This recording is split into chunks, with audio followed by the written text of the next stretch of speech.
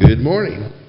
I'm going to be reading from the Gospel of Luke, beginning in verse 26. Jesus speaking concerning John the Baptist.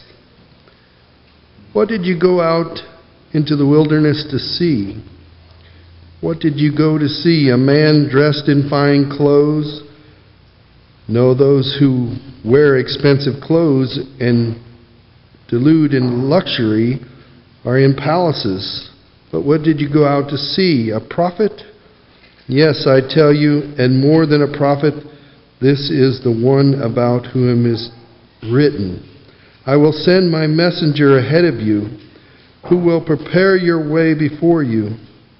I tell you, among those born of women, there is no one greater than John, yet the one who is least in the kingdom of God is greater than he. You skip to verse 31.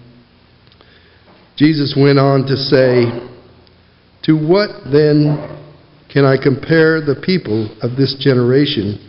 What are they like? They are like children sitting in the marketplace and calling out to each other, we played the pipe for you, and you did not dance. We sang a dirge, and you did not cry. For John the Baptist came neither eating bread nor drinking wine, and you say, he was a demon.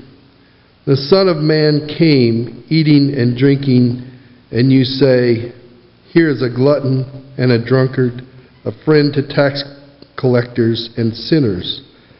But wisdom is proven right by all her children.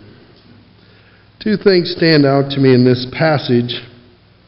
One is verse 28, in which Jesus says, I tell you, among those born of women, there is no one greater than John, yet the one who is led least in the kingdom of God is greater than he.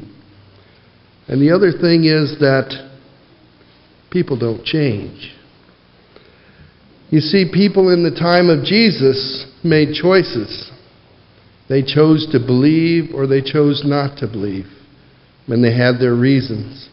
And today people do the same thing. They choose to believe, they choose to follow, or they don't choose to follow.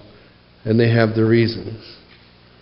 The blood of the cross flowed both directions, it said. It flowed to those in the Old Testament that believed, and it flowed to those after the Old Testament, after the death and resurrection.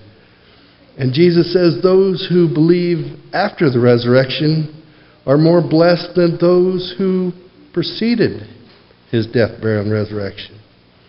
I find that interesting. But what we do know is that those of us in this room, we choose to believe.